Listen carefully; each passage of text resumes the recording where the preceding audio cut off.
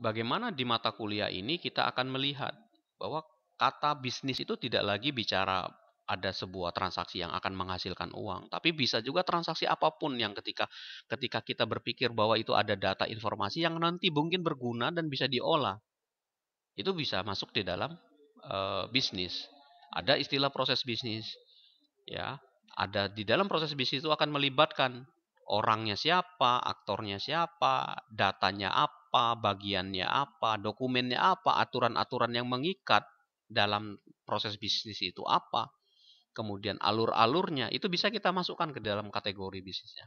Nah, sekarang di dalam bisnis itu kemudian berkembang, ada intelligence-nya, ada kepintarannya, kecerdasannya lah istilahnya, intelligence, kepintarannya, kecerdasannya. Nah, orang cerdas ataupun cerdas itu tadi bukan lagi milik manusia, milik orang. Wah, kamu cerdas banget deh bisa menyelesaikan ini. Kecerdasan itu kemudian berkembang bahwa di dalam transaksi bisnis yang terjadi, di dalam pola data yang terbentuk, itu bisa kita ambil sebuah kecerdasan baru. Bisa kita ambil informasi cerdas, pengetahuan baru yang akan membentuk sebuah kecerdasan. Itu konsep dasarnya seperti itu. Nanti kita lihatlah secara teoritis seperti apa. Kemudian berkembang. Kenapa bisnis informasi bisnis intelligence system nanti berkembang diperlukan? Ya, kenapa kita perlu banget ini? Ya, kita lihat kemudian kira-kira tools apa ataupun alat-alat apa yang bisa kita pakai untuk mengembangkan sebuah bisnis intelligence, ya. Seperti itu. Nah, kita lihat secara konsep gitu ya, kecerdasan tadi. Bahwa yang dikatakan kecerdasan itu secara alami adalah kemampuan belajar. Oh, si A ini cerdas banget. Kenapa? Karena dia mampu belajar. Dia punya kemampuan belajar. Dia punya kemampuan memahami dan menyesuaikan dengan situasi baru. Kalian misalkan belum masuk jadi mahasiswa CIC, kemudian bergabung di CIC. Artinya kemampuan belajar, kemampuan memahami dan menyesuaikan dengan situasi baru di kampus CIC itu merupakan sebuah kecerdasan sendiri yang dimiliki oleh kita, oleh kalian dalam hal ini. Nah, kemampuan-kemampuan itu akan kita bilang sebagai kecerdasan. Kemudian berkembang kemampuan kalian itu. Kalian bisa berargumentasi, menyampaikan ide-ide terkait dengan materi-materi pembelajaran. Berkaitan dengan konteks materi mata kuliah yang tertentu. Kemudian bisa mengaplikasikannya. Mengaplikasikannya misalkan. Terus bisa memanipulasi. Artinya memanipulasi itu mempengaruhi lingkungan sekitar. Kemudian bisa berpikir digunakan untuk pekerjaan. Untuk beradaptasi dengan lingkungan lainnya. Misalkan seperti itu. Nah, disitulah kata-kata kecerdasan itu muncul di situ. Kecerdasan yang ada tadi itu kecerdasan yang dimiliki manusia secara alami tadi, kemampuan belajar, memahami itu, kita coba translate ke dalam bidang ataupun dalam lingkup bisnis misalkan katakan itu. Jadi kalau kita bilang tentang bisnis intelijen, itu nggak bisa dilihat seperti produk. Kamu pakai apa? Oh pak, saya bikinnya pakai Android. Kelihatan produknya Androidnya. Oh pak, saya bikinnya pakai apa di PHP web. Saya bikinnya pakai Java apa bikin kelihatan wujud programnya itu webnya aplikasinya seperti apa. Tapi kalau bisnis intelijen tuh nggak kelihatan. Kenapa? Karena dia konsep ya cuman konsep, metode, kemudian proses. Nah, digunakan untuk apa? Nanti dipakai oleh kita untuk meningkatkan nilai keputusan bisnis yang akan dihasilkan dari sebuah transaksi. Jadi kalau tadi bilang ada data, transaksi berjalan, kemudian dia keluar output, sudah selesai sampai situ saat ini. Tapi ketika kita mengintervensi dengan menambahkan intelijensia di dalam transaksi kita tadi, hasil akhir yang diperoleh itu kita akan dapat sebuah nilai baru, sebuah pengetahuan baru untuk meningkatkan keputusan kita dalam menghasilkan sesuatu. Contoh gini, kalau di sebuah suatu toko ya, banyak orang yang belanja gitu ya. Takut belanja. Kita bilang, tokonya kayaknya laris banget ya. Oh iya pak, toko saya laris banget nih. Apalagi nih pak, akhir minggu ini nih pak. Pasti banyak yang beli di saya. Oke. Terus kemudian saya nanya ke orang yang punya toko. Barang apa yang banyak laku? Wah kalau di toko saya nih pak, kalau makanan ini nih paling laris. Kalau apa barang-barang selain makanan ini yang laris. Nah, secara tidak langsung orang yang punya toko itu sebenarnya sudah mengetahui, dia sudah memahami, dia sudah mengetahui dari sisi mana. Dia secara umum dia sudah paham oh bahwa periode waktu toko dia laris itu ada di akhir pekan. barangnya yang paling laris apa. Dia sudah tahu secara umum memetakan. Nah, peran kita berikutnya adalah kalau bisnis intelijen masuk di dalam sudut pandang itu, mana yang dilihat sama dia? Yang dia lihat adalah apakah hanya sekedar menampilkan informasi barang yang paling banyak ini, periode waktunya ini. Orangnya tahu nggak Pak yang paling banyak belanja itu siapa? Tahu, si ini, si ini, si ini, si ini. Oh gitu ya Pak. Nah pertanyaan saya berikutnya, orang yang sering belanja tadi, orang yang sering datang ke toko Bapak tadi, atau ke toko kita tadi, diperlakukan apa? Enggak Pak, saya cuman mendata aja, oh si A ini. Nah, itulah yang peran bisnis intelijen. Akhirnya dengan adanya bisnis intelijen, kita bisa memperlakukan orang yang sering datang dan sering belanja di tempat kita itu, perlakuannya apa? Karena dia sering belanja, kita kasihlah diskon, kita kasihlah promo produk. Untuk apa? Untuk dia meningkatkan loyalitasnya terhadap toko kita. Meningkatkan tingkat kepercayaannya dia terhadap kita. Dengan adanya produk yang banyak, kita bisa menentukan, oh jangan menyetok barang-barang yang lain yang nilainya tidak terlalu banyak dibeli orang. Nah itu ketahuan. Di akhir pekan, stok barang kita harus lebih banyak dibandingkan dengan awal minggu ataupun pertengahan minggu. Itulah masuknya bisnis intelijen nantinya di dalam itu. Jadi ketika kita bisa menghasilkan, meningkatkan keputusan yang akan kita hasilkan dalam itu, kita bisa meningkatkan nilai jual, value dari perusahaan itu. Gitu. Nah, tapi tentu saja ya semua itu butuh pengalaman, butuh data, butuh informasi lebih untuk bisa menggait itu.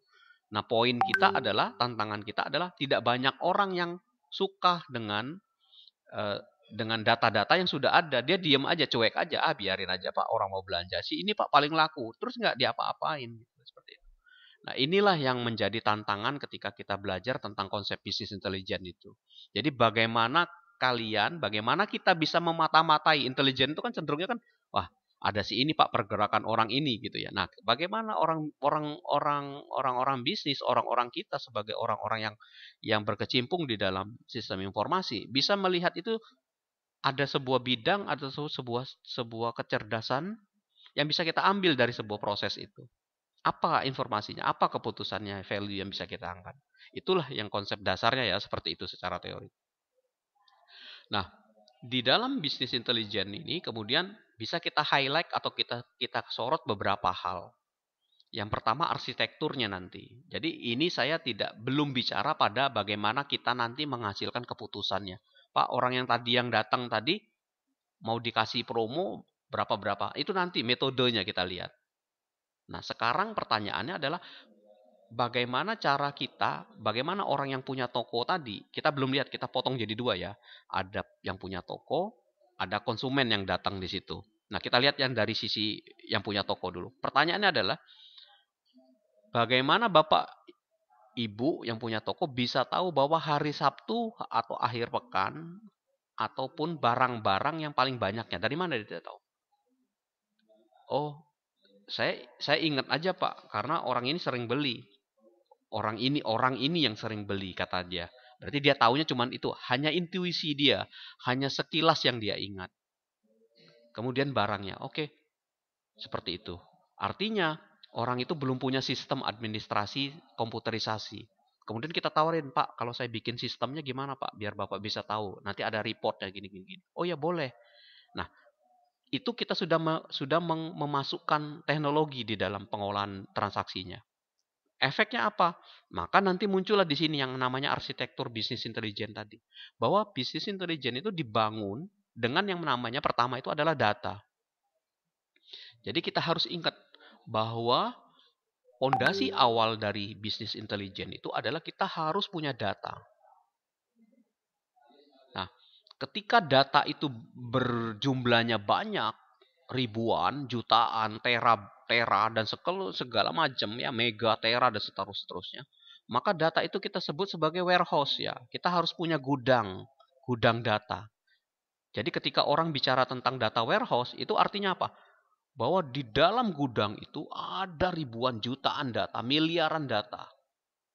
Data-data tentang apa? Data-data tentang transaksi orang itu, transaksi orang lain terhadap toko kita. Nah, data yang dihasilkan itu apakah dalam satu periode? Tidak. Jadi tidak hanya orang itu datang sekali, tapi sudah puluhan kali datang ke toko kita. Belanja terus secara rutin di toko kita. Bisa jadi mungkin sudah puluhan tahun. Jadi periodenya mungkin tidak dalam satu hari, tapi sudah puluhan tahun. Data itu semua dari awal sampai dengan saat ini kita simpan di dalam sebuah sistem kita. Ya, jadilah menjadi sebuah yang namanya data warehouse tadi. Kita punya gudang data. Nah, nanti di dalam satu pertemuan kita akan bahas khusus tentang data warehouse ini. Ya. Kemudian ketika data itu sudah tersimpan, penuh loh hard disk kita loh. Hard disk kita penuh Pak nyimpan datanya. Kalau orang IT, orang biasa, gampang beli aja hard disk baru untuk backupnya Pak. Atau bisa juga udah Pak di delete aja kok Pak. Data itu udah nggak pakai lagi. Orangnya toh udah beli, orang-orangnya sudah pernah beli, orang-orangnya sudah pernah sudah bayar lunas, tidak ada lagi hutang ke toko kita, ya sudah dihapus aja Pak. Daripada Bapak beli hard disk baru, harganya mahal dan segala macam. Oh ya sudah kita hapus. Ketika kita melakukan deleting terhadap data itu, hapus, berarti kita tidak ada tidak kita tidak melihat ada nilai lebih dari data itu. Hapus aja Pak. Hapus aja. Nah, harusnya levelnya dinaikkan. Bahwa data yang sudah terkumpul banyak di dalam hard disk kita, di dalam sistem kita, kita naikin level kita ke dalam analisis bisnis ini. Nah, jadi poin bisnis intelijen berikutnya adalah bagaimana cara kita mendapatkan nilai bisnis, nilai analisis terhadap kumpulan data yang ribuan tadi itu, yang jutaan tadi itu. Dapat value apa yang bisa kita ambil gitu loh. Nanti dengan otomatis lah pasti dengan teknik manipulasi, dengan menggali, digging ya, memining istilahnya, memining. Mining itu menambang data, menganalisis datanya di dalam warehouse tadi. Gitu. Jadi kalau saya katakanlah gini lah, saya tanya kepada siapa yang hadir di sini. Saya tanya Rio misalkan ya. Rio, coba kamu cari di dalam gudang emas yang ada di ruangan saya itu. Bapak punya emas banyak, 5 ton lebih, tumpukan emas. Cari di dalam emas itu ada koin 1 rupiah. Gimana cara nyarinya Pak? Itu kan di dalam tumpukan emas yang 5 ton tadi ada satu koin yang bernilai uang 1 rupiah dan itu lebih berharga daripada tumpukan emas itu. Bagaimana mengambilnya? Harus digali Pak. Ya oke silakan digali, di digging ya, di mining datanya. Pak saya pindah-pindahin aja Pak ke ruangan lain. Oke silakan lakukan hal itu. Nah itu teknik caranya untuk mendapatkan sekoin emas, sekoin uang tadi yang 1 rupiah tadi di dalam tumpukan emas 5 ton tadi. Itu seperti itu caranya. Itu tekniknya gitu ya. Nah nanti ketika mengambil itu pasti kita melakukan analisis. Pak nggak bisa Pak kalau digali. Kenapa? Kalau digali nanti roboh saya ketimpa emas. Itu kan malu kan? Ya ada yang sakit Pak kenapa? Ketimpa emas gitu loh. Saking kayanya misalkan seperti itu kan. Jadi kan ilustrasinya seperti itu. Oke. Nah, yang berikutnya setelah data warehouse, kita punya gudang data, kita punya teknik untuk mencarinya, baru kita manajemen. Setelah dapat informasinya ya, setelah dapat koinnya, setelah tahu bahwa ada value-value lain di dalam transaksi penjualan di toko kita ini, kita memanajemen, kita melihat kinerja kita perusahaan ini. Jangan-jangan toko ini tuh sebenarnya nggak ada untung. Dia hanya gali lubang tutup lubang. Orang yang beli, uang yang dibeli itu dipakai lagi untuk muter lagi besoknya. Terus akhirnya selama dia puluhan tahun membuka toko itu tidak pernah teranalisis kinerjanya seperti apa. Nah, sisi berikutnya adalah keputusan di situ. Sisi berikutnya adalah keputusan.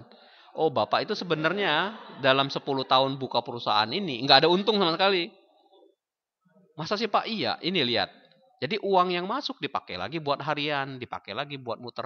Tidak ada plus minusnya seperti itu. Nah, akan kelihatan teknik untuk menganalisa. Ada lagi metodologi keputusan yang lain. Metode-metode. Jadi di dalam 1, 2, 3 arsitektur BI ini masing-masing punya teknik dan metode yang berbeda.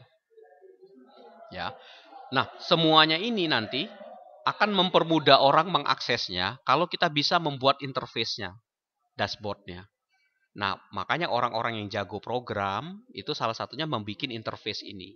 Bisa lewat program, bisa menggunakan software, bisa menggunakan alat bantu. Nah, nanti kita akan pelajari ini yang interface ini. Makanya nanti kita akan pakai yang paling sederhana itu dengan menggunakan Excel nanti. Dashboardnya kita buat pakai Excel.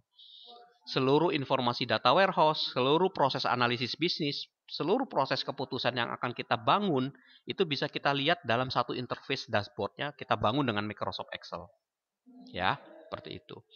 Nah, yang lain-lain ini adalah penjelasannya sebenarnya. Ya, penjelasannya.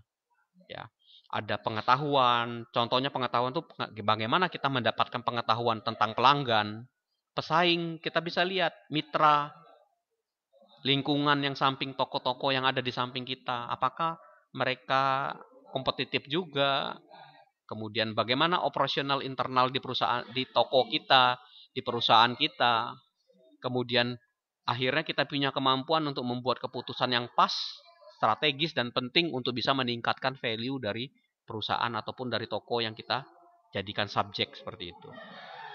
Kemudian ya, nah ini ujung-ujungnya seperti ini nanti. Jadi bagaimana mendapatkan informasi, kemudian mengidentifikasi peluang baru, ya dari hasil data yang sudah kita miliki tadi. Business intelligence nanti akan membantu mengelola itu. Dengan menggunakan konsep dasar dari business intelligence, kita bisa mengembangkan banyak hal.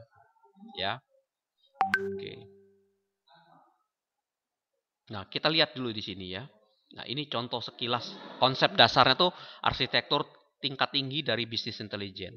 Kita punya banyak sumber nanti data. Data sumber ini macam-macam banyak sumbernya tadi. Pak, saya belum ada komputer, Pak, tapi semua orang yang belanja saya catat di kertas di dalam buku saya, buku catatan. Tapi udah lusuh sih, Pak. Oke, nggak apa-apa, itu sumber. Pak, saya buatnya rekapnya pakai Excel, Pak. Ini. Sok, silakan. Pak, saya nggak bikin rekap, tapi saya nota-nota belanja orang itu saya catat semua, saya kumpulkan. Oke, nggak apa-apa. Yang lebih canggih, dia sudah punya database programnya, Pak. Mau pakai MySQL kah, mau pakai Access kah, mau pakai Oracle kah, mau pakai yang lebih canggih-canggih sekarang itu ya, Power apa namanya, MongoDB, ya, Power apa dan segala macam. Itu sebagai sumber-sumber, data-data sumber. Bisa macam-macam sumbernya. Kemudian ketika data-data berbeda itu kita kumpulkan di dalam satu tempat, kita kita sebut sebagai gudang datanya yang berisi dari banyak macam-macam data. Kita bisa lakukan organisasi, organizing itu mengatur, mengorganize ya, menempatkan yang pas mana. Kemudian kita bisa rangkumkan,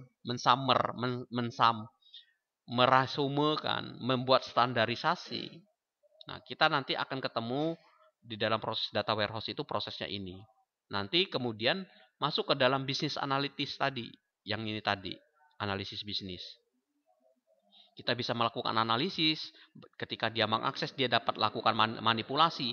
Manipulasi apa yang dilakukan? Dia akan melihat komponen-komponen kepintaran apa kira-kira peluang-peluang kecerdasan yang bisa dikembangkan ke depan. Nanti hasil ini akan dipakai, dilihat dari sudut pandang interface. Jadi mudah dia melihat, memanipulasi hasil melihatnya itu lebih mudah dengan interface yang ada. Nah, nanti otomatis akan memunculkan yang kinerja tadi, akan dapat hasilnya ini. Ya, manajer ini ya, manajer kelihatan performa dan strategi apa yang bisa dibangun. Jadi lingkup di dalam arsitektur tingkat tinggi dari BI yang ada ini, itu bisa digambarkan seperti ini secara konsep. Ya, jadi data warehouse-nya, kumpulan datanya, kemudian kita melakukan analitik terhadap data-data yang ada, kemudian akan dihasilkan sebuah performance. Apa nih, Pak? Kayak tadi saya bilang gitu. Kamu punya nggak data orang belanja? Punya, Pak, dalam buku. Bukunya ada. Wah, ini setiap tahun saya bikin rekapnya, Pak. Oke, mana bukunya? Ini. Kemudian buku itu kita lihat, kita analisis. Manual, karena belum pindahin komputer. Bisa nggak dipindahin komputer? Bisa, Pak. Saya diketik ulang. Seperti itu. Kemudian lakukan dengan metode-metode tertentu analisis ini untuk menghasilkan performa. Kelihatan toko itu performanya seperti apa, performance-nya seperti apa. Performance itu kinerja. Kemudian setelah kelihatan performance-nya, oke, strategi apa yang bisa kita berikan. Seperti itu. Bapak, produk ini jangan terlalu banyak di stokin, Pak, karena kurang nih, nggak terlalu banyak. Nanti kalau udah masanya kadaluarsa, sayang-sayang nih, Pak. Nah, misalkan seperti itu. Jadi apa yang bisa kita bangun dengan adanya bisnis intelijen.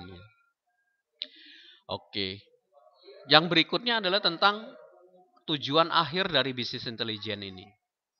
Jadi setelah kita mampu melakukan konversi data menjadi nilai, menjadi value yang berguna bagi orang yang akan menggunakan data itu, kayak tadi itu ya, maka kita lihat di sini.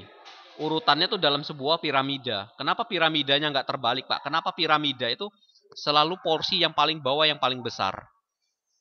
Jadi piramidanya itu tidak terbalik ya, tidak segitiga kebalik seperti itu. Lihat, ini lihat filosofinya. Kenapa sering disebut sebagai piramida itu? Di pondasi yang paling bawah itu data. Nah, dengan asumsi data ini bahwa kita lihat bahwa yang level pondasi paling bawah dia paling luas. Artinya apa? Bahwa data itu banyak di level paling bawahnya itu dia paling banyak di situ. Levelnya paling bawah paling banyak.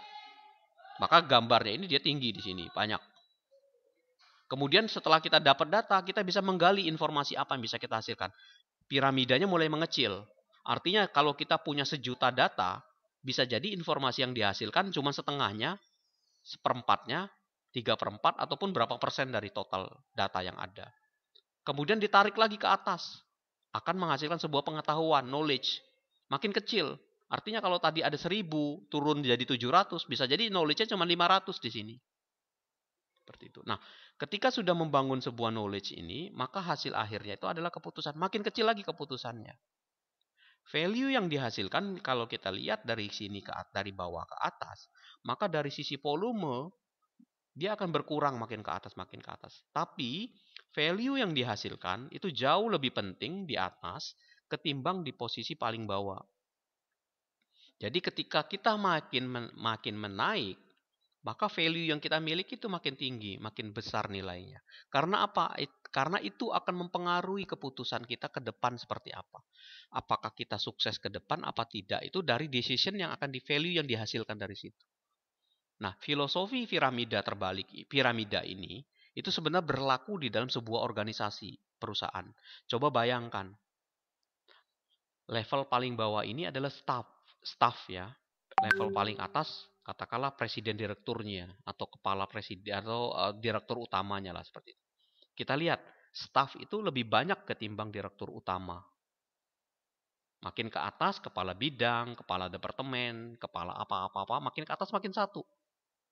Ya. Nah, itu filosofi sebuah piramida itu seperti itu. Jadi tidak dibalik. Kalau dibalik ya direkturnya itu akan roboh gitu ya. Karyawannya sedikit tapi direkturnya ada banyak. Waduh, nggak jalan tuh perusahaan. Karena terlalu banyak direktur, terlalu banyak komisaris, terlalu banyak presiden direktur. Data karyawannya sedikit. Nah, kenapa pola pemerintahan di Indonesia gitu juga? Presiden cuma satu. Coba bayangkan, kalau presidennya banyak, nggak jadi negara kita hancur lebur tuh. Karena keputusannya terlalu banyak seperti itu. Ya, rakyatnya sedikit. Nah, ini contoh filosofi ketika kita menghasilkan tujuan utamanya dari bisnis intelijen itu arahnya ke sini sebenarnya. Setelah kita mampu mengkonversikan sejumlah data menjadi sebuah nilai yang mempunyai berguna bagi penggunanya, maka sebenarnya kita sudah menghasilkan keputusan di sini. Gitu ya. Oke. Nah, ini saya contohkan kasus ya, kasus tentang bisnis intelijen. Ada 3. Yang pertama Netflix, yang kedua Starbucks, yang ketiga tentang Twitter. Mohon maaf bahasanya agak-agak keren gitu ya, kita gunakan bahasa Inggris. Yang pertama kasus yang pertama nih kita lihat Netflix. Ya,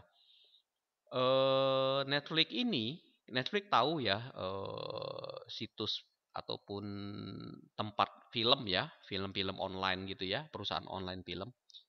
Dia punya 145 million subscribe ya, yang memberikan keuntungan bagi Netflix itu. Bagaimana Netflix menggunakan jutaan atau miliaran pengguna ataupun yang memanfaatkan konsumen yang memanfaatkan media mereka ini.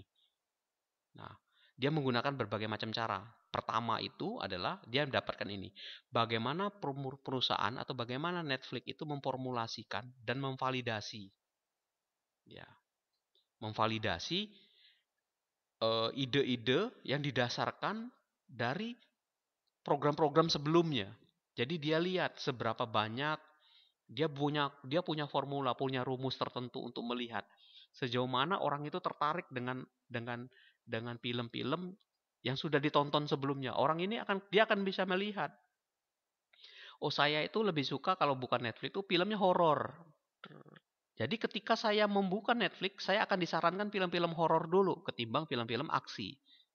Kenapa? Karena saya masuk di dalam kategori penonton yang suka film-film horor misalkan seperti itu. Akhirnya selalu dikasihkan itu kepada saya.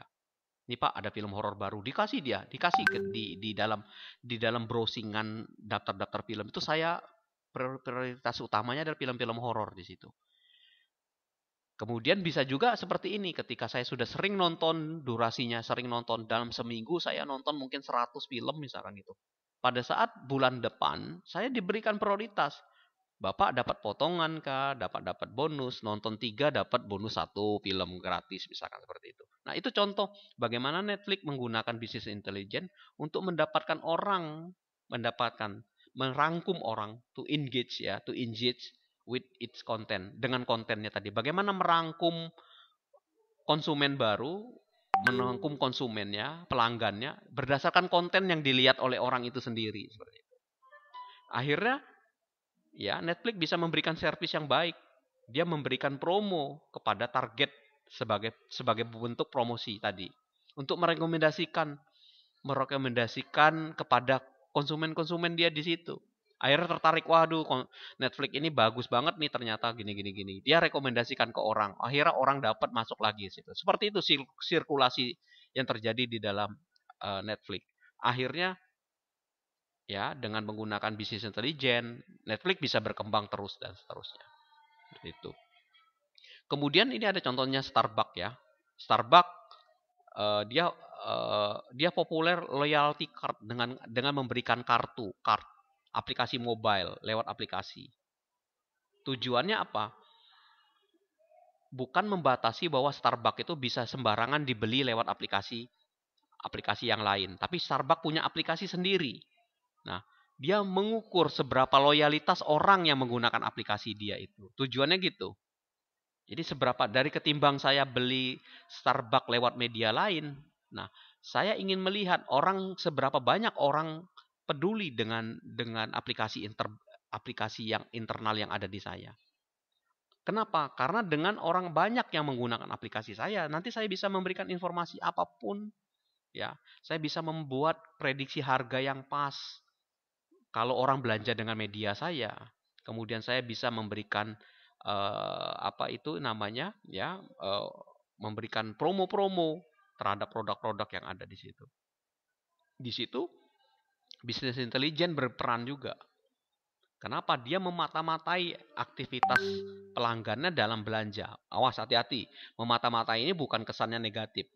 Bukan melihat uangnya berapa, bukan. Seberapa sering orang itu belanja, berapa durasi dia beli produk di tempatnya itu. Itu semua diukur sama sistem itu.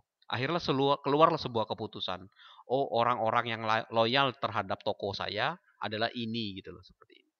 Begitu juga Twitter ya. Twitter juga bagaimana dia menggunakan bisnis intelijen itu untuk memonitoring secara live video-video yang ada di feed-nya dia, di halaman berandanya dia, dan mengkategorikan subjek-subjek apa yang paling sering dilihat orang. Akhirnya muncullah viral di sini. Salah satu memberikan tanda tag ya, tanda crash di dalam Twitter itu crash CIC, crash Cirebon. Itu adalah untuk mengukur sejauh mana ketika orang memberikan sebuah tweet kemudian di-retweet oleh orang lagi, diukur seberapa banyak orang yang meretweet tweet itu, akhirnya menjadi sebagai salah satu ukuran bahwa topik inilah yang paling tinggi di dalam Twitter. Orang banyak diskusi tentang ini. Crash Cirebon, orang banyak diskusi, akhirnya trending topik dan segala macam. Setelah trending topik, diklasifikasikan lagi trending topiknya. Trending topik musiknya, trending topik dalam sisi ekonomi, dalam sisi pendidikan, dan lain sebagainya. Itu contoh ya, contoh-contoh peranan bisnis intelijennya ke depan seperti itu. Nah, itu dari saya sebagai pengantar awal tentang bisnis intelijen ini. Mudah-mudahan bisa membuka wawasan kita semua bahwa bisnis intelijen itu seperti itu nanti kegunaannya. Ada topik-topik, ada ide-ide lain yang bisa kita kembangkan selain 3 tadi. Mungkin di dalam kerjaan kita sehari-hari, mungkin ketika kita ketemu orang, ketemu lingkungan yang ada, itu bisa memberikan ide bagi kalian, bagi saya, bagi siapapun juga yang sudah memahami, oh bisnis intelijen itu seperti ini Pak. Bukan nongkrongin di toko seharian gitu ngelihat, bukan seperti itu. Tapi cukup dengan melihat dari data-data transaksi yang ada di dalam itu, kita bisa menghasilkan insight-insight lain ya, yang berguna di dalam pengembangan perusahaan itu. Mungkin itu dari saya. Silakan kalau ada yang mau bertanya ya di sesi ini. Silakan. Stop.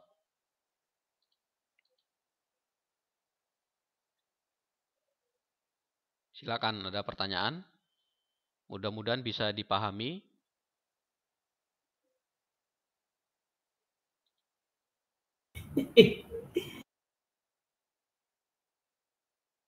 Belum? Oke, siapa nih?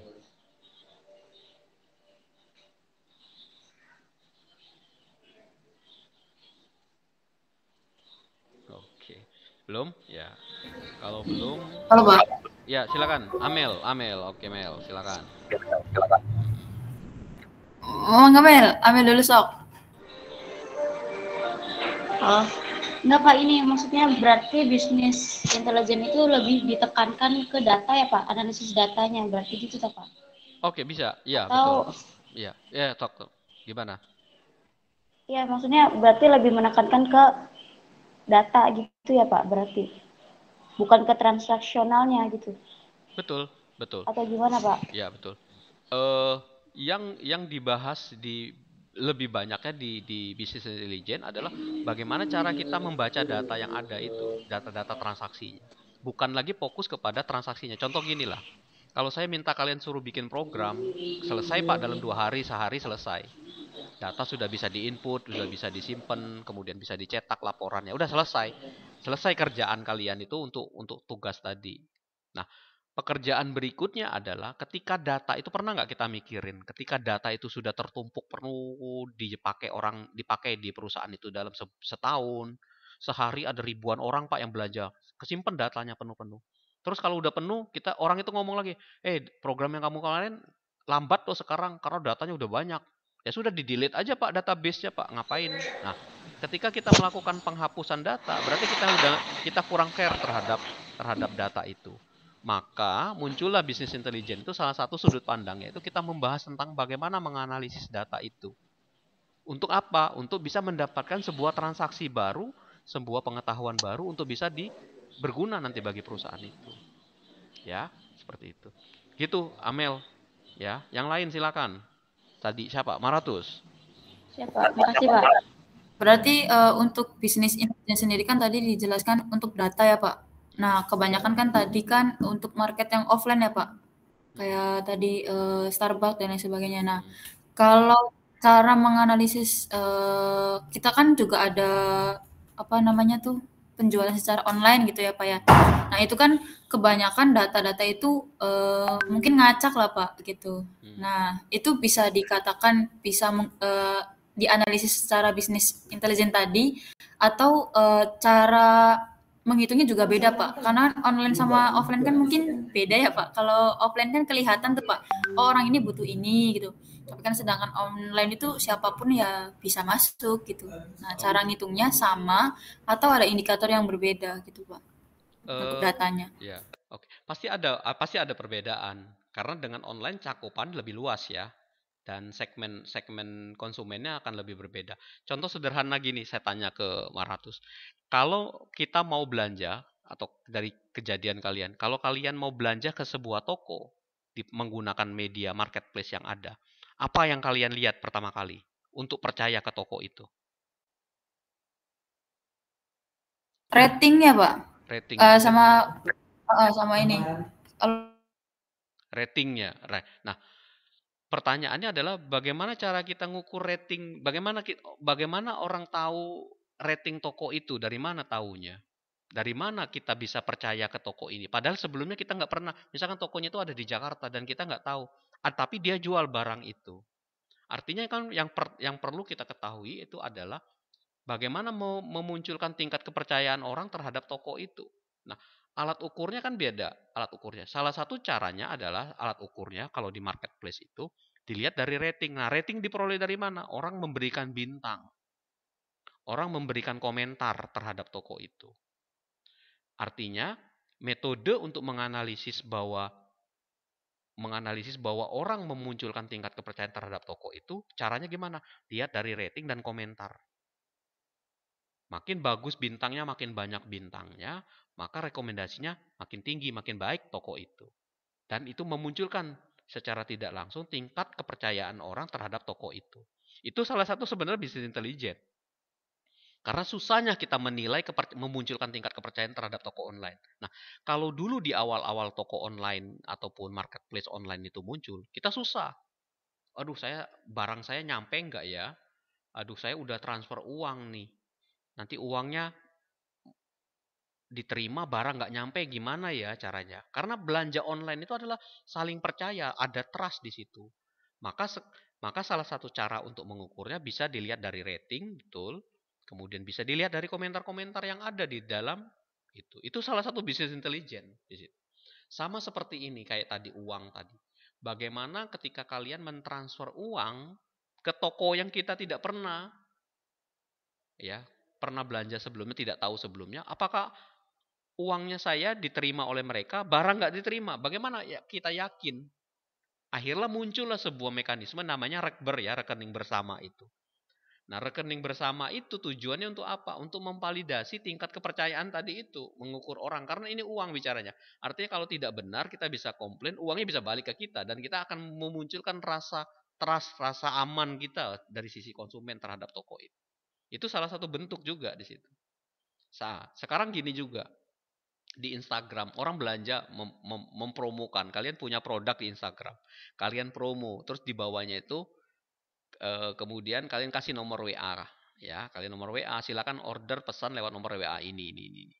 Kemudian produknya ditampilkan itu. Pertanyaan saya berikutnya sama kayak tadi itu. Bagaimana orang yakin bahwa saya mau pesan ke kalian itu, kalau saya nggak kenal ya, kalau saya kenal oke lah nggak masalah. Kalau saya nggak kenal, bagaimana saya tertarik dengan produk itu dan saya mau pesan, kemudian uangnya saya itu nggak hilang, nggak dipakai macam-macam dan barangnya nyampe dan sesuai dengan produk yang dipesan tadi.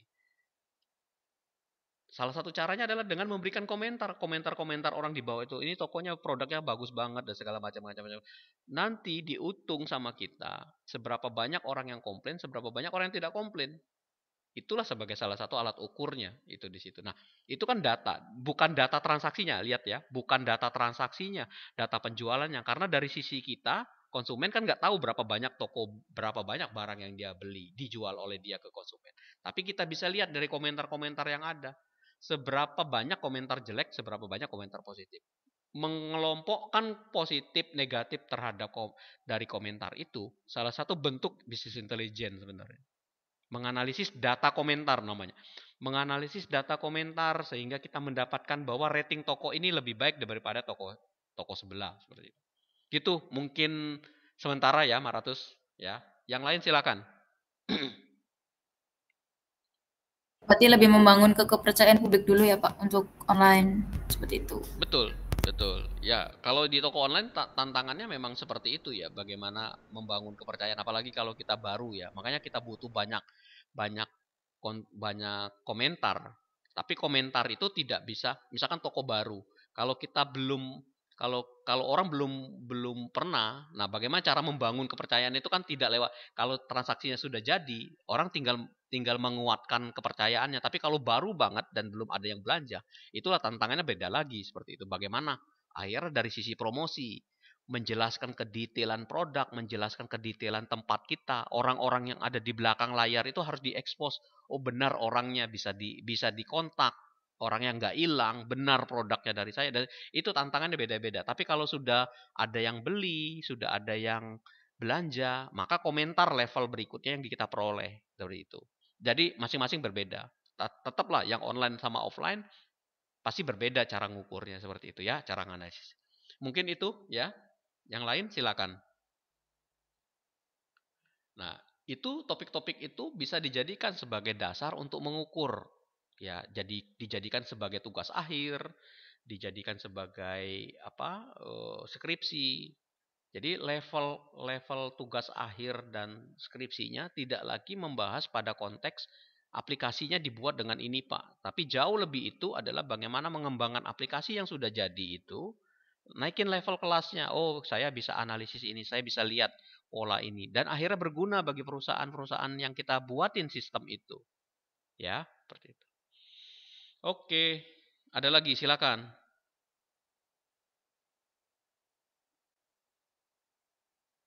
Tidak ada? Kalau tidak ada, sampai sini sudah jam 11 kurang ya. Ya, saya butuh screenshot buat ini ya, buat BAP. Kalau misalkan bisa ditampilkan videonya gitu ya. Silakan. Oke, wah, kelihatan si Rio. Sehat Rio.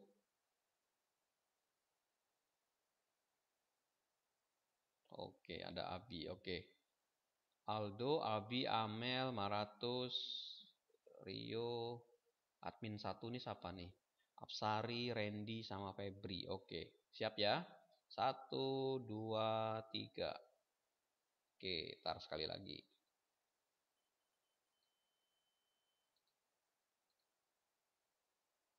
Oke, sekali lagi. Sebentar dulu ya, sebentar dulu. 1, 2, 3. Sorry, sebentar. 1, 2, 3. Oke, sip. Oke, terima kasih atas waktunya ya. Sukses semua buat semua. Nah, nanti minggu depan saya tadi sudah sampaikan ke teman-teman yang di awal masuk ya, bahwa kita coba rubah jadwalnya ke Jumat setelah Jumatan. Tujuannya adalah kalau nanti ada offline, kalau untuk praktek nanti bisa lebih enak daripada pagi ya. Ya seperti itu. Tapi nanti saya coba komunikasikan lagi di grup, karena itu kan berpengaruh juga terhadap kelas yang di Jumat itu.